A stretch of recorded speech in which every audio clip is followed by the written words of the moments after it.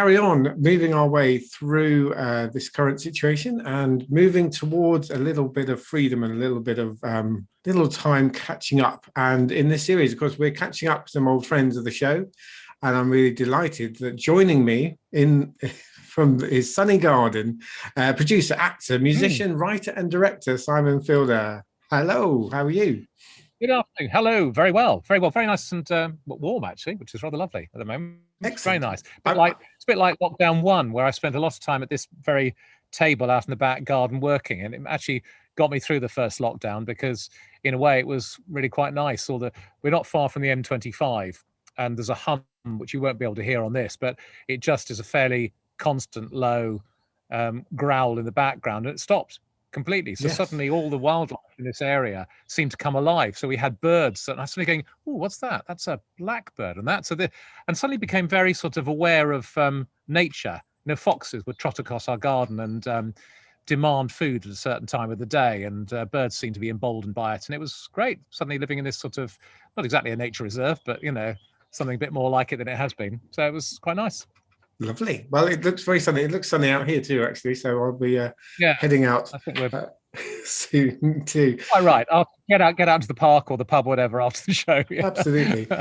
So obviously, you know, your life is in theatres, and theatre is one of the first things that got locked down. I was very lucky. The show I was doing, we just snuck in the week before lockdown, literally, you know, skin of our teeth. I think we had our cast meal, and then 2 days later, everything closed down. So we were very lucky in that way. But how have things been for you? Obviously, you know, given that everything stopped. It was all very dramatic, really. We got no wind of it. I mean, we all perhaps were worried that it was going to happen, and certain theatres were predicting. And this was back in March last year, and we went on saying, no, we're going to carry on. It'll be fine. We'll be there. Don't you worry. Whatever happens, we'll be there to do the show. And it was the Buddy Holly and the Cricketers show that was out on its spring tour. And we got a call, and eventually they were on their way up to Durham. And halfway, the theatre said, I'm afraid we've closed. That's it. And so I had to call them and tell them to come back home. So they missed the last 2 weeks of the tour, which was a great shame for them, obviously, partly financially, but just as much, if not more, just the fun of going out and entertaining people. Back then, of course, we had no idea it was going to last quite this long. I think in the theatre business, we all had a feeling that we would be the first to close and the last to reopen. Somehow, football seems to be a bigger vote winner than theatre. I can't understand that, but anyway. So yeah, we were always going to be out for the longest, and it looks like that's going to be the case this time. So yeah, it's been awful. I think, you know, anyone who loves what they do, it's very hard when you just have to stop doing it, and it's not like you're trying to get a job or you're trying to get some work. You've got the work, you're just not able to go and do it, and it's hugely frustrating. You know, we're sort of, and the awful thing was also having to cancel or reschedule shows, and the kind of knowing that you really, as a theatre producer or as a performer, the show must go on is absolutely drummed into you. So if you're dying on your feet, or things are going wrong, or you've down sort of from 25 cast members to 5, somehow you manage to find a way of doing it. So it actually really gets you when you can't present a show, and you know that a load of people have bought tickets and were looking forward to it, and you just feel like you've personally disappointed them. So it's quite tough, really. Yeah. How have you sort of have you been able to kind of keep engaged with your audiences? Obviously, there's been lots of things driven online, and as we are now, you know, how have you sort of carried on kind of interacting with people through the lockdown? We've done a lot on social media to say hello and keep people up to date with where they're up to the shows. We've also publicised what other people are doing online. So on the website, we started to include a What's Online page, and we picked out what we saw was either the best or the most interesting of What's Online offerings, and put them out there for other people. So we kind of highlighted that.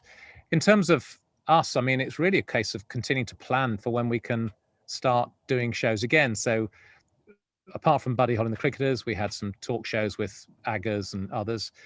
And then we were producing A Question of Sport Live, which was due to go out last spring, and we got 10 shows all across the country, which were virtually sold out. And so we had to put all those on hold and tell the people we'd tried to do them later last year, and then now it's going to happen finally this autumn, which is great. And we've added 9 more shows, so that actually has been a good thing. Although I think we'd probably still be doing a second tour at this point with the 9 more shows. So anyway, you have to take that on the chin. And apart from that, I started a radio production company, which I'd kind of wanted to do for quite a while. And I thought, well, that's fairly pandemic proof. You know, everyone, as you say, is moving online. So podcasts and radio and other things that don't require you leaving your house and going into a place with other people were obviously things to do. So it kind of coincided quite nicely with something I've wanted to do for a bit. So we've been accepted by the BBC as an independent supplier and are working on lots of different productions. So that's been something that's kept me going during this time. Excellent. So that was going to be my next question, really. Actually, for you, sort of personally, how have you kind of kept yourself busy? What are the things you've been doing to fill your time? But I'm guessing that's taken up a fair chunk of it. It has. Also writing as well. Going back to doing some writing or trying to get some projects I've had. You know, you have this big bag of ideas that you carry around for years, and I don't know, maybe other people do and better getting around to them. I've been singularly sort of useless at managing to turn any good ideas into finished products. But this has given an opportunity. We wrote it was a one-off thing, first of all, a kind of 15-minute piece with my colleague Simon Ray, another writer. And we've now turned into a 6-parter thing, which has been great fun. It was about 2 football fans who are writers locked down and talking about their football teams, Chelsea and Liverpool, and sparring with each other as football fans do. And I think it's quite fun. So we've also recorded that. So we're busy editing that, and we'll get that out at some point to an unsuspecting and probably uncaring world at some point soon. But yeah, writing and really planning for the future has been keeping me occupied over the last little while. So you said you've got some shows sort of lined up, ready to go. You said the Question of Sport live, and Buddy Holly and the Cricketers are heading out again, hopefully in around June. Is that the sort of? Well, we were going to do June, and then once the lockdown or the opening up was announced and the stages of that, the 17th of May, I think, is when we can do some inside performances with limited audience, or at least the audience members limit on it became tenable for some shows, but not for Buddy Holly and the Cricketers, and certainly in some of the size of venues. So 21st of June became the time when, if it all goes according to plan, they open up theatres properly. But for us, that was just that was the 3rd week of a proposed summer tour, so we had to just say it's not going to work. So we've had to reschedule all those again, and so they've gone back to the autumn. So we're actually starting on the 29th or the 30th of September, depending on which one we decide to go with, but one of those, and that will go through to Christmas. So yeah, Buddy on the Cricketers goes back then. A Question of Sport starts at the beginning of September, and then the other talk shows are kind of throughout that time. So yeah, I just felt that, I don't know, I mean, I felt that hopefully, I mean, it seems like it's good news. You know, the way the vaccine has rolled out, has been such a great success, the NHS, and the way they've dealt with it. Sorry, I'm just tempted to say how shocking it is when you actually get someone who knows what they're doing it, how well it works. But anyway, I'll resist that.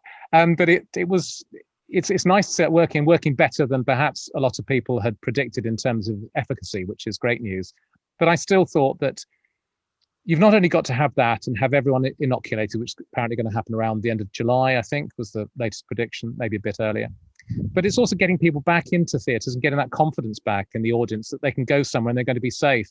And we're not going to open up theatres and see a big spike in infections. So I felt that in order to make sure that our audience were safe, and also that they wanted to come along to see these things and had an appetite and a feeling they were going to be looked after, which we know they would be anyway, but so they feel that. I felt it was important just to push things back to the autumn and then give ourselves a good run at it. So that's what we've done. Yeah, because I mean, I suppose the sort of shows you're talking about, it is the audience side of things, isn't it? Because, I saw Buddy and the Cricketers, when would it have been? About 12 months ago? No, must be longer than that, 18 months or so ago. And they can spread out, and they could do all the social distancing bit, but it is the audience bit that's still very much up in the air. I think there's some test events going on, aren't there, in the next few weeks and months, so that we can kind of get an understanding of how that might work moving forward. But that must be hard for planning for you.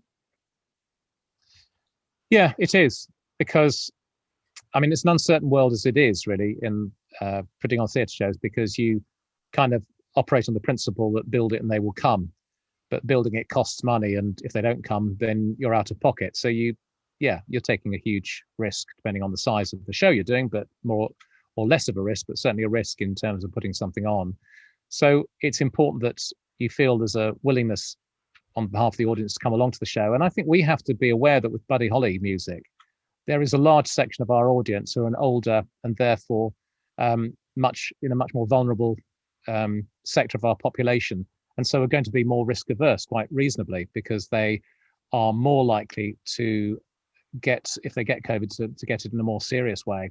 So, as I said, it's great to see that it's working really well, the vaccine, and that people seem to be resisting the virus. So, it was important, as I say, to give a period of time so they felt they'd seen some shows happen and that they may have been some themselves and they felt comfortable doing it. Because you want a happy audience. I mean, yes, with Buddy on the Cricketers, it's about leaping about in ways you'll regret in the morning and going back to your youth and feeling, the last thing what people worried about, it's just rock and roll, for goodness sake. You just want people to have a good time. It's just a party. Last thing people sort of worrying about whether they're going to be okay at the end of the evening, Absolutely. So you also, I mean, you sort of mentioned it already. You're a great lover of sport. How have you? And obviously, yes, sport did kind of get the go ahead a lot quicker than a lot of other things. But how have you found kind of watching sport in the pandemic and the whole, football without crowds and cricket without crowds? And what's your take on how it's affected the sport itself? It's all very weird, isn't it? I think that if you look at football, the number of away wins that have been this season is extraordinary, which shows how important the crowd is. And watching stuff on TV, I tend to watch it without the stadium sound on, because I think it's a bit strange. But again, it does obviously lack atmosphere. And I wonder when you get some young players who've been bought from overseas, who are locked up in their whatever flats they are, must be bored out of their minds. And they turn up, play for a team. They can't really mix with or socialize with their teammates in the way they would do. They don't get to see anyone. It must be a really difficult experience. They may not have family with them. So it must be very strange for their states of mind and so I don't really know. It's been a very odd season all round, hasn't it? I always enjoy watching football, whatever, really. So it's lovely that it's on and they're able to play. And really, well done on all the football authorities for managing to make it happen. And it would be really good to get back and actually watch it live in a stadium. I really miss, I love things on screen, but obviously not just being a theatre producer, and maybe that's why I'm a theatre producer. I love things live. I love that interaction with the audience. I think the energy you get, I know as a performer, when you're on stage and the energy you get off an audience feeds your performance, and you do things you wouldn't do on screen, let's say, and they get a chance to feed into your performance. And for footballers, it must be extraordinary to be out there. I mean, I've walked out on a couple of football pitches, not when there was a crowd in, but just imagine what it must be like if you put the ball in the net with sort of 30,000 people going wild. It must be the most incredible feeling in the world. So not to have that, and you've known that, must be a very, very weird experience. But I've enjoyed it. I'm glad it's on. Cricket, of course, some cricket, there's not much difference. Sometimes if you're a county player, that's pretty much the audience you get anyway. So, but it does. Yeah, I probably all sports fans have been very grateful for the fact that to punctuate their being stuck indoors, they got some sport on the box, but it's not the same as that with a live crowd there. No, I think I agree with you. I was sort of in two minds about things starting up, but then part of me thinking, well, actually, I do want to watch it. I do want to, what else am I doing? Having some live sport to watch and having, something to fill the time was really, really valuable. Have you learned anything? Have you learned anything new about yourself, or taken on any new skills or developments? You talked about obviously starting the radio development, production and stuff. But how about you personally? Have you sort of taken anything new from the experience of the last year? I think it forces you to stop and look at what you're doing and decide whether you're doing what you want to do or you kind of get rushed along by life. And I think particularly in my business, it's very tempting to do certain things. Certain projects come your way, and so you tend to take them on. And sometimes you don't stop and question why you're doing them. And that has got me in the past into a situation where I really am thinking, why am I involved in this thing? It's suddenly taking out so much of my time. So I've been better about saying no to things. It's made it easier because it's very easy to say, well, I can't, I'm furloughed, we haven't got any money, no one's going to, it's been very easy to say no to things. So I think it's done that. I've been doing Duolingo and learning a lot of French, which has been great. So I spent some time doing that. And I think it's maybe really look at what I want to achieve. And I've had a look at some longer term goals, where I want to be, what work I'm really happy doing. And I remember once some person, a business consultant friend of mine, said, what's your epitaph? Did you say something like that? And all that sounds a bit bleak. It's still a way of actually saying, what would you leave behind? What would you be happy if people were saying about you? And so I've had to think about that, and that's then informed what I do. So as I say, it sounds a bit bleak. I don't mean it quite like that. It's more just a kind of sense of, are you actually living the life you want to live, or you just dragged along by the momentum of everything you get involved in? And it's very easy. I'm in a business where there are a lot of very enthusiastic people around, lots of lovely, fluffy things that come your way that you think. And the other thing is, just because you could do a good job on something, or you think you could do a good job on something, doesn't mean you should do it. And so in a way, it's, in the nicest possible way, putting what you want at the center of your decision making, not in a selfish way, but just in a way that means you're not taking on something because someone else wants to do it. You're doing it because you want to do it, and it's valuable for you. And that when you've done it, it's going to be something you're proud of. And I think, I sort of say to myself, sort of children and art, is it sort of, and is it feeding my soul or feeding my family? And if it's not doing either of those, you shouldn't be doing it. If you're only feeding your family or feeding, your bank balance, at least you know why you're doing it. I remember various friends of mine who've done things they haven't really wanted to do. I remember a friend of mine, Martin, who was doing another tour of the New Adventures of Robin Hood out in Lithuania, and didn't want to do it at all. He's playing Friar Tuck. So on the back of his crucifix, he had written new patio, extension, whatever, any motivation to give it. The reason I'm doing this is because we're building a patio and I need to do this episode. So so whichever reason you're doing it, at least have a reason. If you don't, you shouldn't be doing it. I think that's going to be, I guess in some ways that's going to be the real challenge coming out of this, because we have had so much time to stop and reflect and spend time with family and do things that we ordinarily wouldn't have time to do. And then we're suddenly, I think, going to be having that dual pressure of kind of not wanting to get back to everything just as it was in 100 miles an hour all the time.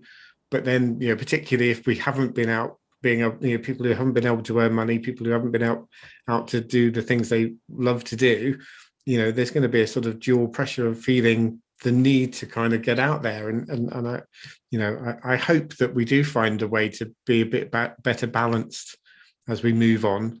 And it sounds like, you've got a good starting point there from your experience. I suppose we'll see once it starts again, won't we? You're right that the proof the pudding's in the eating and all that. And I think it will be a question of any kind of time you spend out. If you're a person who goes away and does, retreat type things, or, points at which you take time out of life to recalibrate, that's fine. And that's good while you're doing it. But the test really is when you get back into the heat of battle, and can you take those lessons you've learned into it? I'm sure so many people have done exactly this. I mean, everyone has probably in their own time said, oh, stop the world, I want to get off. And then suddenly got an opportunity where that actually happened. And that's fine for a bit. But after a while, I think some people in sort of enjoyed lockdown 1. I think it was quite weird, and you managed to get a lot out of it. So strange. Lockdown 2, I think, was really difficult. I think something about, here we go again. And I think that actually accounted for a lot of people's, mental well-being and other things. I think it was really quite tough. And I think people are really ready to start again. And as you say, let's hope that once it all gets back to a breakneck pace, we can manage to find our way through that and, find whatever it is we want in all the madness that is undoubtedly liable to begin again. But I think that so many things have changed, haven't they? Our ways of working. You're there in your home studio and stuff, and I'm here in the garden. And lots of people have found the joys of home working and some of the terrors and downsides of it. But I think there'll be a much more flexible way of looking at things. And I think that's got to be good for all the awful stuff that's happened. There's got to be some good things to come out of it in terms of just getting a chance to look at life again in a different way. Yeah, I think that is going to be the key, isn't it? That balance, and it's kind of proven, as you say, that it can be done. That kind of thought of, can we all work remotely? I have to say, I'm personally quite keen for getting back to an office at some point when it's safe to do Yeah, so, and sort of having that interaction with people. And it is great to see people, and sort of thinking of think of my children and thinking if this was happening when I was their age, we wouldn't have had any of yeah. this. We'd have had 4 channels on the telly and fight for the Well, phone. you're a bit younger than I am. We would have had 2 or 3 channels when I was younger. But yeah, exactly. And when I was a child, I spent a lot of time playing outdoors, but wouldn't have been able to do that. So, mind you, I come from a very big family, so we actually were self-contained. We had, I'm the eldest of 7. Not that we're 7 around all the time at the same time, but we had our own sort of gang really. So I'd probably been okay. But yeah, it must be really tough. I really feel the people, out of all the people I feel sorry for, rather, some people is the people who are stuck in with children in places without gardens where they got a flat or whatever. It must be absolutely hellish. I mean, really poor, it's awful being able to be stuck in there with a family in a cramped situation. That must be so difficult. Drive you mad, I'd have thought. But so yeah, I mean, yeah, I think we'll find a different way of being, a different way of working. I think the nice thing that I found is that the kindness that some people have shown each other has been really good. We had a road group chat on WhatsApp, and that was really nice. People looking out for each other, the older members of the road, and saying if people wanted things and stuff. And I think it really made people feel, not quite war spirit or blitz spirit, you know what I mean? But I felt that people actually were starting to look out for each other. And I think because we found something in common, and I think what often happens through life is you look for the differences, or you just don't look for anything at all in terms of your neighbors or those around. But we found something in common with each other. And I think it hopefully helps lots of people to build their community a bit better. And hopefully that will continue. That'd be a wonderful thing to come out of it. Absolutely. Yeah, that sense of community is definitely one of the things that we need to hold on to as we move forward. As we sort of move out and, aiming towards June, other than, sort of worky things, what else are you looking forward to personally when things are back to something? Sport would be great. Going to see some cricket live, maybe playing some cricket live, which would be good. I've got one of my teams has announced some fixtures, so I'm hoping to get out there. I need to get training, actually. I'm in such poor condition at the moment. Put on weight, I feel creaky. So I need to dust off and blow away the cobwebs and all that. But doing that, going to see sport, being able to go to the theatre myself and go to see some films. Yeah, getting out really and seeing friends, and having some time where I can spend, times going out for coffee or meals or whatever, really, but just to see some people again. I'm really, really missing seeing a lot of other people on a one-to-one or group basis. That's what I really want to do. Yeah, no, I can absolutely echo that. I think it's the being able to be spontaneous. That's the bit I'm really missing at the moment. That sort of, it's great that we can go to the pub, but we can go to the pub if we can get a table at the pub and plan far enough in advance to book it at the moment. Yeah, my daughter's going to book up with friends, and it was locked. It's after 21st of June, wasn't it? And she booked a place she couldn't book a place in London or wherever she was trying. They're all booked up. She said, but it's that far ahead. And I went, well, you're doing it just after all the shackles are off. So that's why. But yeah, you're right. That spontaneity of let's meet in 10 minutes down the pub, shall we? It's nice. So that's what you're missing, is it? It's funny. It's that having the choice, isn't it? There was a quote or something I saw on Facebook or somewhere about staying in is not as much fun as when you have the choice not to go out. So, when people are inviting you to things and you go, no, I'm going to stay actually. But it's no. I mean, see, I'm very happy pottering around with my own company. I really like that. I'm very comfortable going for walks on my own or just being alone. But you're right. It's when you have to do it, that's a different thing, isn't it? Then you feel like you're somehow being restrained. If it's a choice, then that's okay. But yeah, being able to, I'd like to have the opportunity to find that being with people is too much. I want to spend a lot of time getting out and just laughing with people. And you miss that energy off people, that sense you get off. You can't get it on I mean, you know, we're both doing our best here, but there's something different about when you're actually in a room with someone, isn't there? That kind of sense of what that other person gives you, and that the way you bounce off each other is wonderful, and I really miss Absolutely. that. Yeah, absolutely. So, yes, so Question of Sport Live, out hopefully sort of September, end of September, Buddy Holly in the autumn, Mhm. and some of your other shows, obviously, plans and preparations to try and get those on as Yeah, we're soon doing as a thing with possible. Blowers, which is quite nice.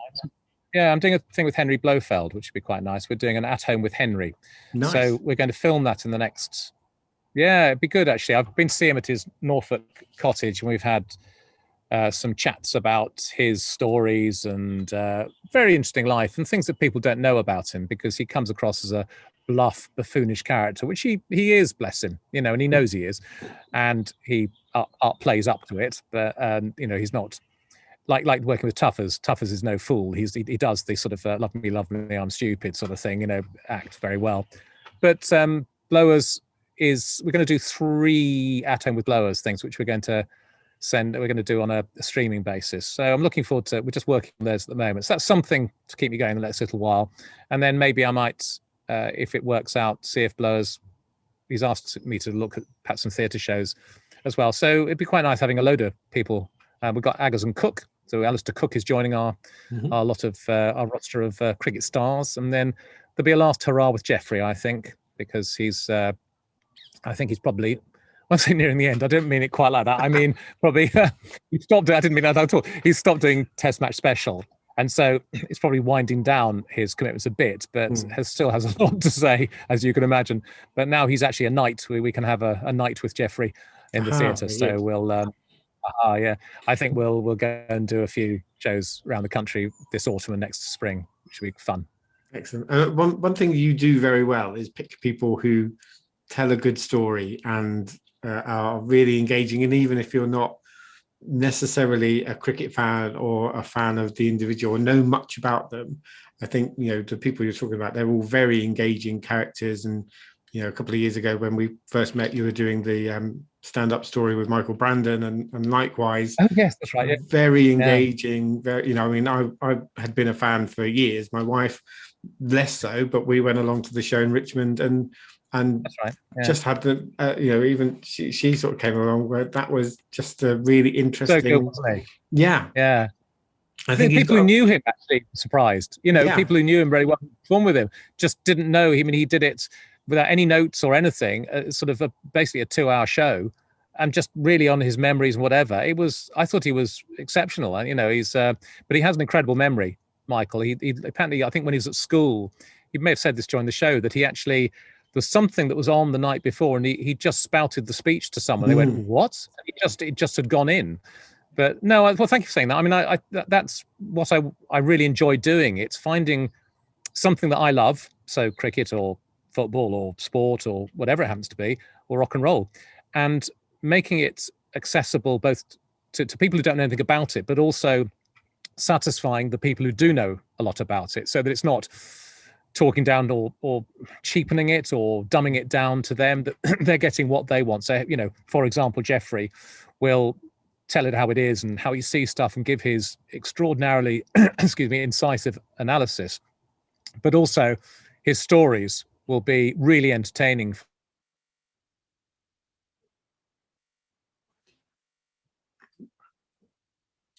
Maybe Ags and Tuffers, I can't remember, she said she hates cricket, absolutely loathes it, said, but she really, really enjoyed the evening. I said, well, that's brilliant. You know, if the stories are such that they engage anyone, whether you know something about the thing or not, that's what I really love doing. So yeah, those people are very, very good. You're right. I've managed to get some very good people. I'm very lucky. You pick well. You pick very well. Well, hopefully, you know, they are, yes, they are very talented people, and it's really, all I have to do is facilitate their stories. It's just allowing them the space and the environment in which to tell the stories they have. It's them. They're the people who tell it. You know, it's not me. So no, I'm very lucky to have them doing stuff in theatres. It's great fun. And we very, very much look forward to getting back and seeing all of these characters and shows and sport and all of that, hopefully in the not too distant future for it. Nice, wouldn't it? Yes, Fingers crossed. Simon, it's been fantastic catching up with you again. It's always a pleasure to chat to you and to hear what's going on with you. If people want to know more, over to your website, I guess, and your social media and all of that business.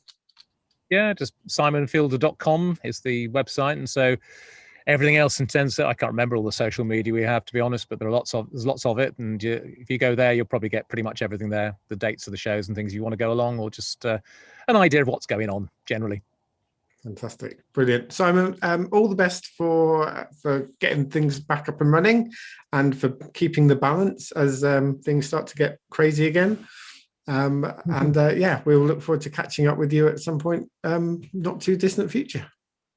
That'd be great. Thanks a lot, Dan, and good luck booking that table at the pub. Yes, and absolutely. And the tickets. Take care. Cheerio. Bye. Thanks, Simon. Rave on, it's a crazy feeling, and I know it's got me breathing. I'm so glad you're